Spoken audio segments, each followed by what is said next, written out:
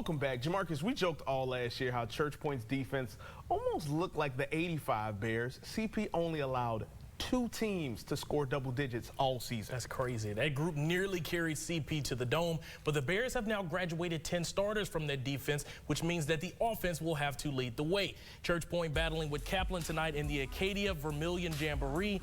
Jaden Reese is under center this year for the Bears, and he's going to take this one and say, I just want to party all the time, and he's going to go 40 yards to the house, cutting the lead down 8-6. CP is demanding running backs Jalen Reese and Tylen Citizen to carry the load this year after combining for nearly 2,000 yards and 29 scores. The Bears also added Reese's brother Jaden, as you just saw, lining up under quarterback, and none of them are afraid of stepping up to the plate.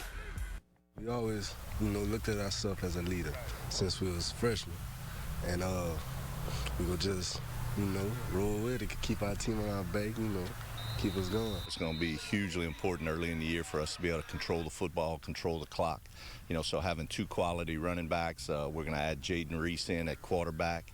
It's going to be very important for us to control the football, control the clock. Church 4-3-8 in 2021. Iota finished second with a record of 8-4. Pine Prairie won a school record 5 games and is now seeking their first playoff appearance in school history. And Port Barry is the new neighbor, moving up from 2A to 3A. Now, Church Point Citizen and Reese made our Super 16 list over the summer, which showcases 16 of the top seniors in the Acadiana area entering the season. At Ascension Episcopal, Peyton Woodring was a chip shot to make this list. Woodring is the number 4 kicker in the nation, a Max Preps All-American, and committed to the reigning national champs in Georgia over the summer. His rise to stardom has been as swift as his legs, as he started kicking only 3 years ago. My freshman year, I wasn't even going to play football. They convinced me to come out, and they needed a kicker. And I had a soccer background, so came out here and started kicking and kind of fell in love with it after that. Over at Acadiana, Jalen Lawrence turned into a menace for the Rams on defense. The linebacker racked up 60 tackles and 8 sacks in 2021. The senior also has the size and skill for the next level, as he is committed to the Ragin' Cajuns earlier in this month. For Lawrence, the opportunity to play at UL means he can make his mom's dreams a reality. My mom was supposed to be a track star at LSU. She was supposed to go to LSU to run track. She was supposed to go to UL to run track too, but she ended up having me, so she couldn't go through with those dreams that she had. So I'm trying to fill out what she couldn't do. So here's the full 2022 list of the Super 16. Westgate, after their title run, had 3 on the team, including the number 2 recruit in the state, Texas commit Derek Williams. There's also a lot of district MVPs among the group, like Ashton Belair, Christian Brown, Hayden Darbone, and the duo from Cecilia. Tylen Citizen would also qualify for the MVP talk, but more importantly, this list is full of ballers like Kentrell Prejean from Turlings and Kevin Williams from Acadiana, who electrifies every week, or STM safety Nicholas Beckwith, who committed to Air Force just recently. St. Martinville made it to the semifinals for the first time in nearly 2 decades last season. The Tigers finished 11-3 overall, and while that's now a great memory, they understand that the work is far from finished. The Tigers squared off with Karen Crow last night in the Kiwanis Jamboree.